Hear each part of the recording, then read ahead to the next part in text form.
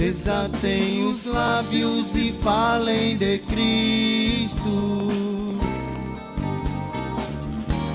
Proclame a esperança que Cristo vos deu. O amor tão profundo que veio salvar-vos. Foi Deus quem vos deu e jamais terá fim.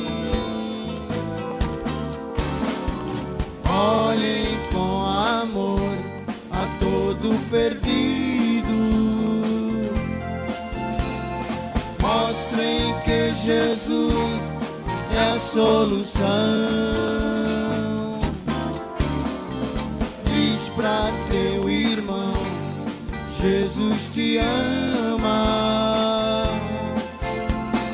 Ele é a luz, a vida e o perdão. O Evangelho está se expandindo, e eis que vem cedo o Filho de Deus. Ninguém vai dizer que nunca falaram que Cristo é o caminho e a solução. Olhem com amor a todo perdido. Mostrem que Jesus é a solução. Diz pra teu irmão, Jesus te ama. Ele é a luz, a vida e o perdão. Bom dia, que alegria nos reencontrarmos após ouvirmos este belíssimo e inspirado hino interpretado pelo conjunto Embaixadores de Sião.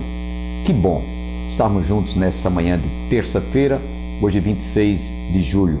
Hoje celebra-se o dia da vovó e também o dia do cacau e do chocolate.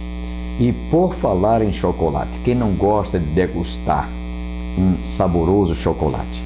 Portanto, espero que você continue conosco nessa manhã de terça-feira e abra o seu coração para ouvir, dentro de instantes, mais uma reflexão para a nossa meditação. Queremos, nesse momento, convidar a todos para que juntos façamos uma oração. Eu acredito que todos nós acompanhamos e vimos a convenção que foi realizada no último domingo lá no Maracanãzinho, quando o nosso presidente oficialmente apresentou-se como aquele que deseja ter mais um mandato à frente desta nação. E Deus tem abençoado muito o nosso país, principalmente diante das dificuldades pelas quais nós temos passado. Tanto na área da saúde, a pandemia, que ainda hoje está causando muitas vítimas, tivemos também o conflito Rússia e Ucrânia. Isso tem trazido dificuldades a nível mundial e muitos países estão realmente passando em crise, estão passando por uma fase difícil. A falta de alimento, gasolina inclusive, que é o veículo de transporte tanto aéreo quanto terrestre, numa situação deplorável. Nós temos visto países aqui da nossa América Latina racionando combustível e aqui, pelo contrário, baixou o preço.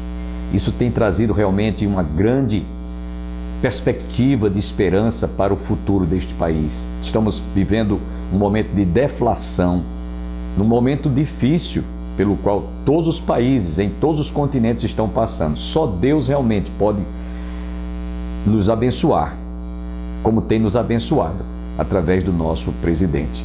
Nós vamos orar para que Deus guarde esta vida, abençoe a sua saúde, preservando-a também de não sofrer atentados como ele sofreu no início da campanha do ano do seu primeiro mandato. Portanto, vamos orar nesse instante.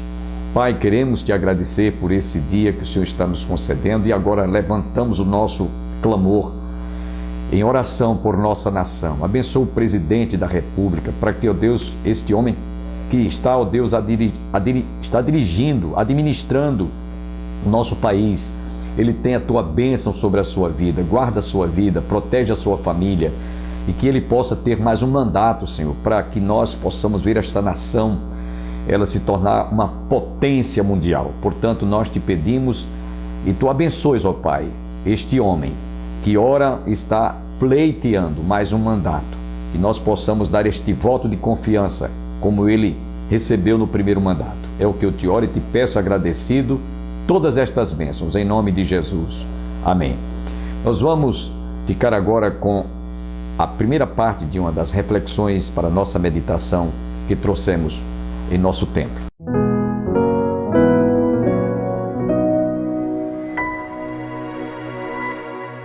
Leamos.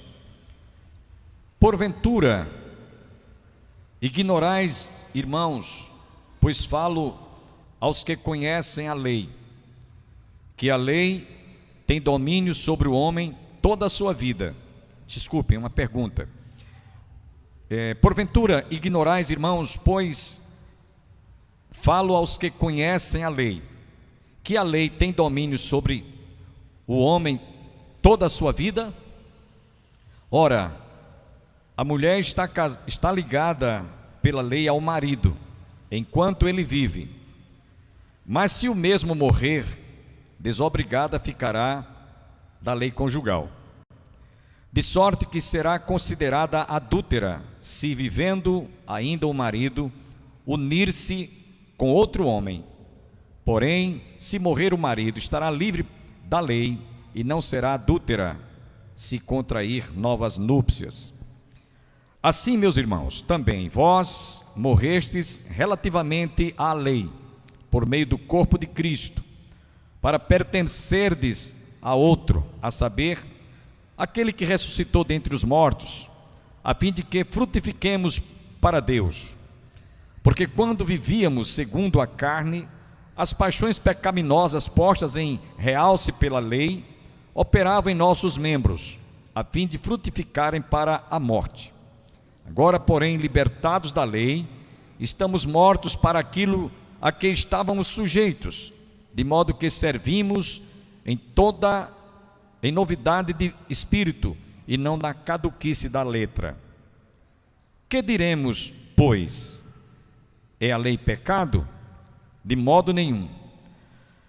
Mas eu não teria conhecido o pecado senão por intermédio da lei, pois não teria eu conhecido a cobiça se a lei não dissera, não cobiçarás.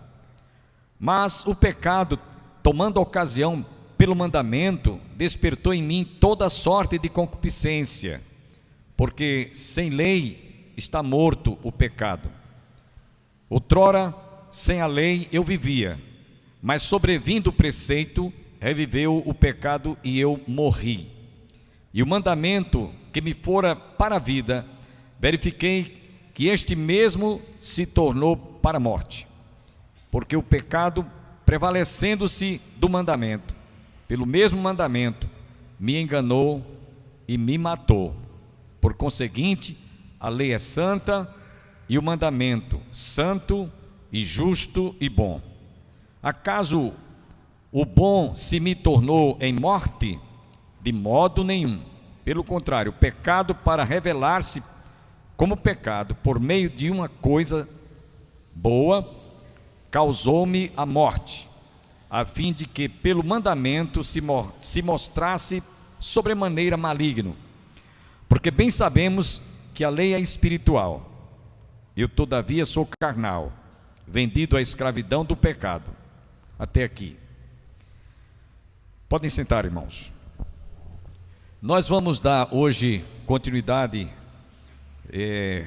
desse estudo que já estamos realizando há alguns meses, e mais particularmente nós vamos estar falando hoje sobre o tema analogia do casamento e a lei, porque isso que Paulo está tratando exatamente nesse capítulo 7, dos versos 1 até o último versículo, mas nós lemos até o 14º, e na próxima semana nós vamos dar continuidade, porque o capítulo tem 25 versículos e é um pouco longo, para não ficar muito enfadonho. Eu preciso dizer aos irmãos que Paulo usou como argumento, uma ilustração do casamento. Casamento maritalmente falando, marido e mulher, quando vão ao juiz para receber o reconhecimento de que ali está sendo formado uma família. E logo na introdução desse capítulo, ele usa esse argumento analógico do casamento como uma união indissolúvel. E a gente sabe que o casamento é uma união indissolúvel. Ela só pode acabar quando um dos cônjuges morre. Aí o casamento acaba. Mas enquanto não falecer nenhum dos cônjuges, o casamento é indissolúvel. Lembrando que o Senhor nos diz em sua palavra: o que Deus uniu, não separe o homem. Foi Deus quem falou isso, né? Que Deus uniu, não separe o homem. Então, Paulo está usando o argumento aqui, mostrando que o casamento, estabelecido por Deus para a felicidade do gênero humano, para a perpetuação da raça humana, enquanto os cônjuges estiverem vivos, só a morte poderá separá-los. Por isso que quando nós celebramos a cerimônia de casamento, a gente diz que eles vão em paz, voltem para casa e vivam em união até que a morte os separe. Então Paulo está usando esse argumento, considerando que o casamento é uma instituição divina e só deixará de existir para quem realmente vier a falecer, ou o esposo ou a esposa. Então, dentro desse argumento, Paulo usa para mostrar a situação daqueles que morreram, preste atenção, morreram para o pecado. Porém, essa morte, ela ocorreu quando Jesus foi crucificado em nosso lugar. Ali também nós morremos com Cristo. A morte de Jesus também tem esse aspecto de que nós fomos também mortos através do seu sacrifício na cruz. Sua morte vicária também fez-nos morrer para o pecado. Agora, a lei que foi estabelecida por Deus foi exatamente para mostrar a situação pecaminosa do pecador desde a queda. Então, o que Paulo vai mostrar, do que nós veremos nessa noite, é que quando nós morremos para o pecado, a lei não tem mais nenhuma influência de nos trazer qualquer juízo.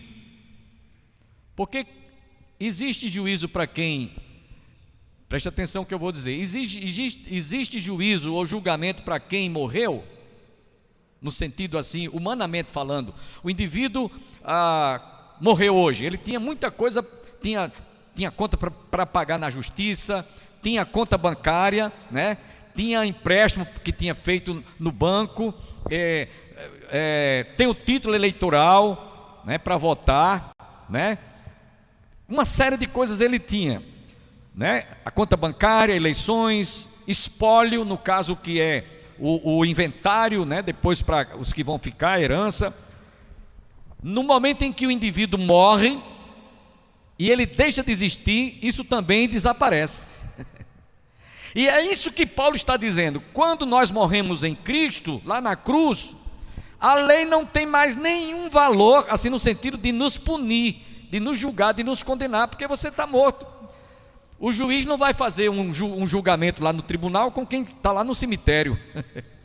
Quem está no cemitério não existe mais, perdeu, não tem mais fisicamente, humanamente falando, nada para que possa servir de condenação, de acusação.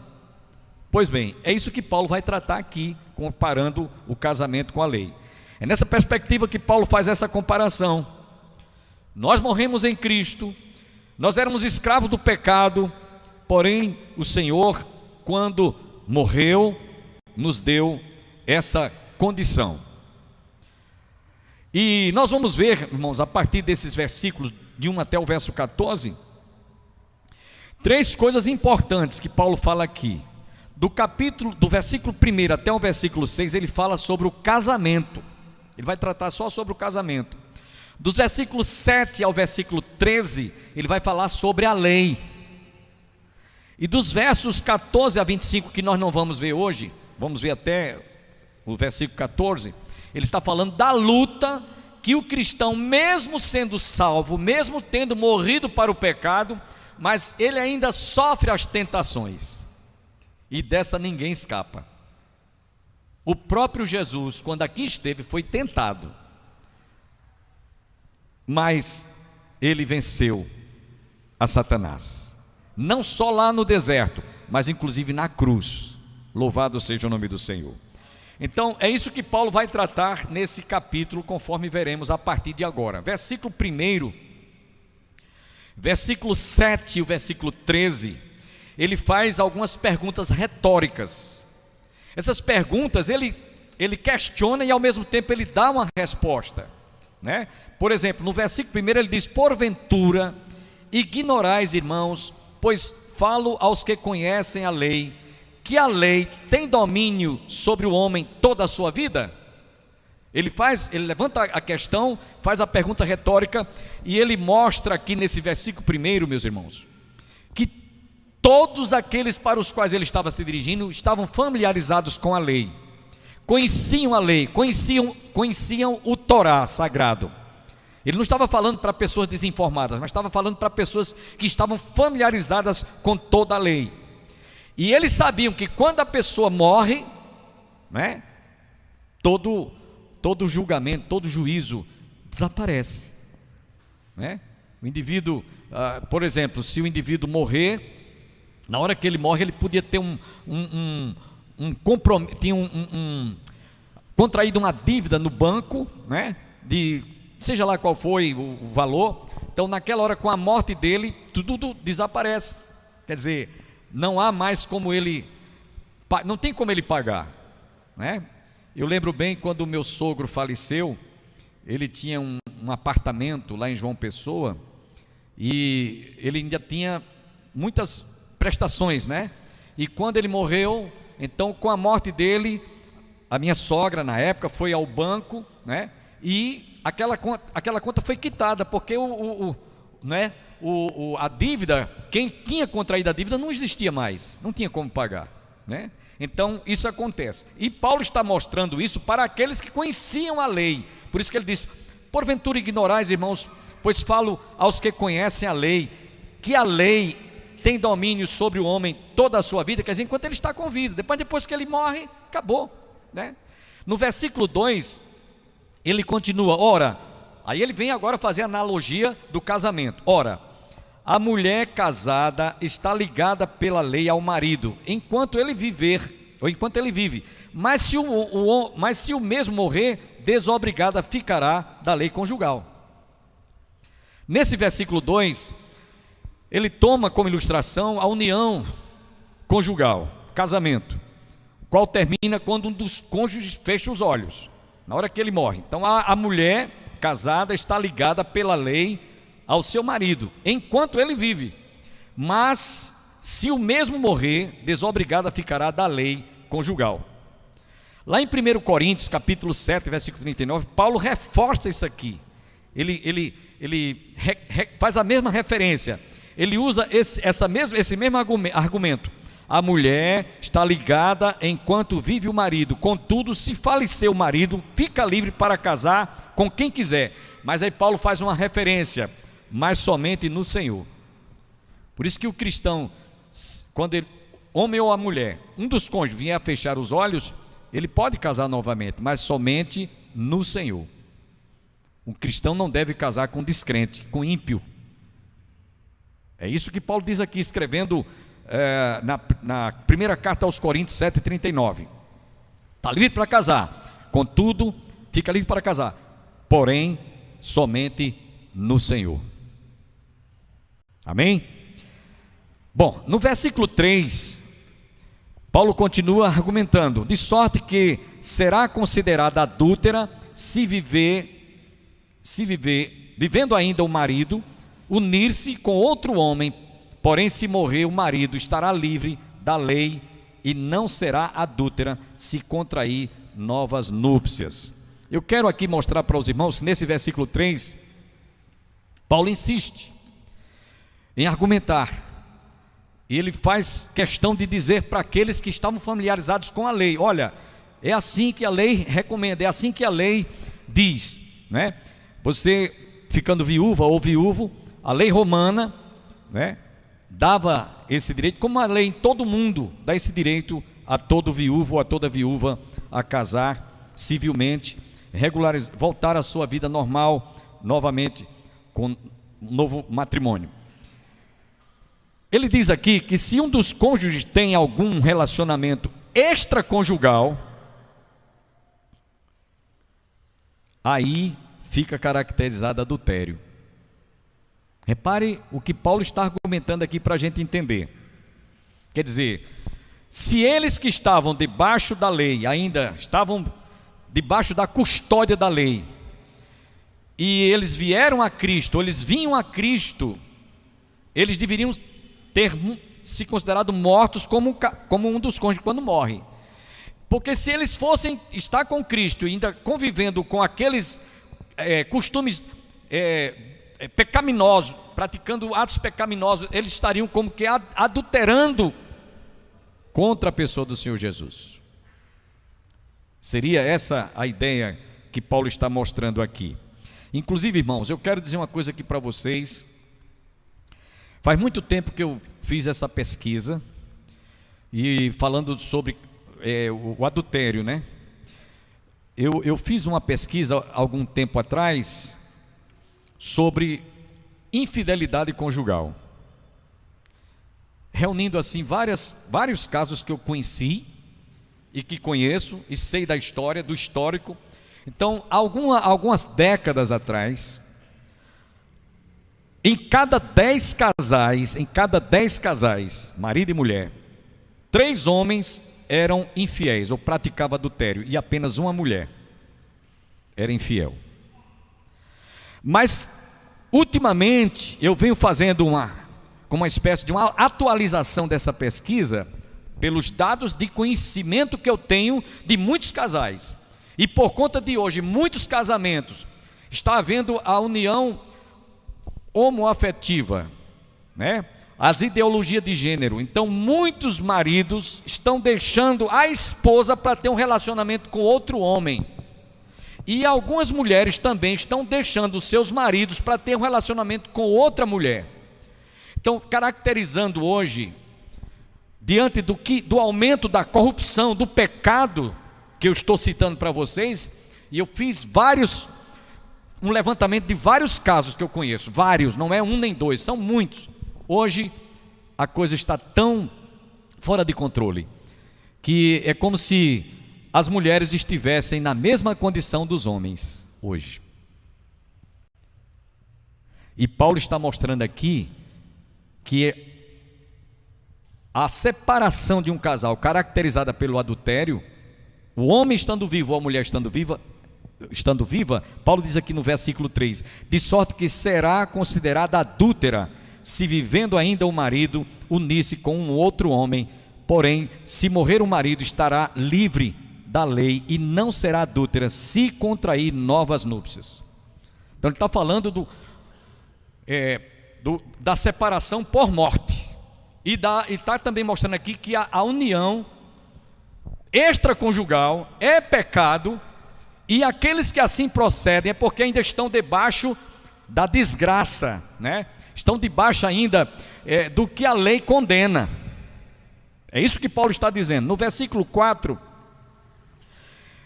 continuando, ele diz aqui, no versículo 4, assim também, meus irmãos, vós morrestes relativamente à lei, por meio do corpo de Cristo, a saber, aquele que ressuscitou dentre os mortos.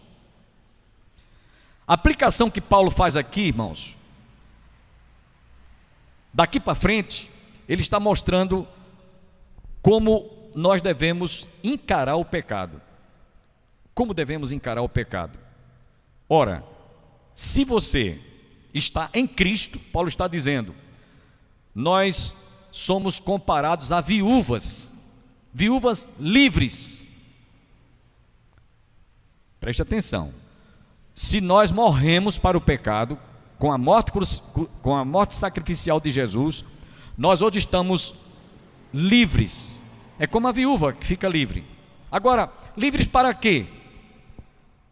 Assim como os maridos ou as mulheres ficando viúva, marido e mulher, um dos cônjuges ficando viúvo, fica livre para casar, assim nós estamos agora livres do pecado e da lei, pelos quais Jesus veio cumprir a lei e morrer também para que nós recebêssemos vida. Aí eu faço aqui uma pergunta para você que está em casa, você que está aqui. Vocês sentem que morreram com Cristo? Essa é uma pergunta. Vocês sentem que você morreu em Cristo? Sim ou não? Sim ou não? Quem morreu em Cristo, lá na cruz, ele está hoje casado com Jesus. Amém? Seria esse o termo que Paulo está usando aqui, nesse argumento analógico, do casamento e a lei. E aí ele diz aqui no versículo 4, irmãos, no versículo 4 ele diz, assim meus irmãos, também vós morrestes relativamente à lei, por meio do corpo de Cristo, para pertencerdes a outro, a saber, aquele que ressuscitou dentre os mortos, a fim de que frutifiquemos para Deus.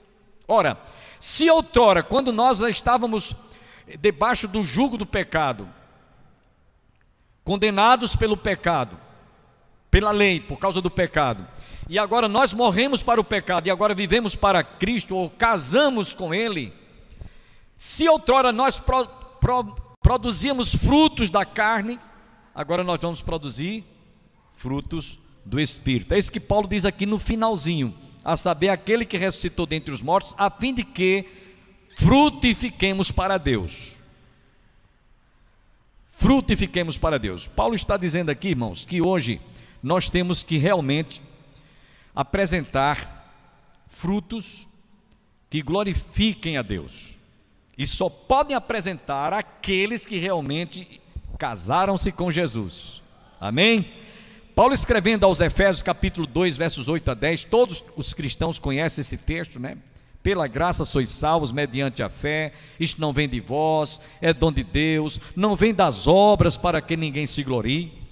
E no versículo 10, Paulo diz que Deus preparou as boas obras de antemão para que nós andássemos nelas. Então o cristão vai produzir, sim, frutos para a glória de Deus. E que frutos são estes, pastor? Se você prestar atenção no livro, na carta de Paulo aos Gálatas, capítulo 5, versículos 18 a 21, Paulo mostra que esses frutos, eles estão à disposição de todos aqueles que um dia, né, vieram a Cristo. Mas se sois guiados pelo Espírito, não estáis sob a lei. Ora, as obras da carne são conhecidas, no caso, aqueles que não morreram para o pecado. Os frutos da carne são idolatria, prostituição, impureza, lascívia, feitiçarias, inimizades, porfias, ciúmes, iras, discórdia, dissensão, facções, invejas, bebedices, glutonarias e coisas semelhantes a estas, a respeito das quais eu vos declaro, como já outrora vos preveni, que não herdarão o reino de Deus os que tais coisas praticam. Amanhã você está convidado a continuar conosco e todos recebam as bênçãos do Pai, do Filho e do Espírito Santo e até o nosso próximo programa, se Deus assim nos permitir. Amém.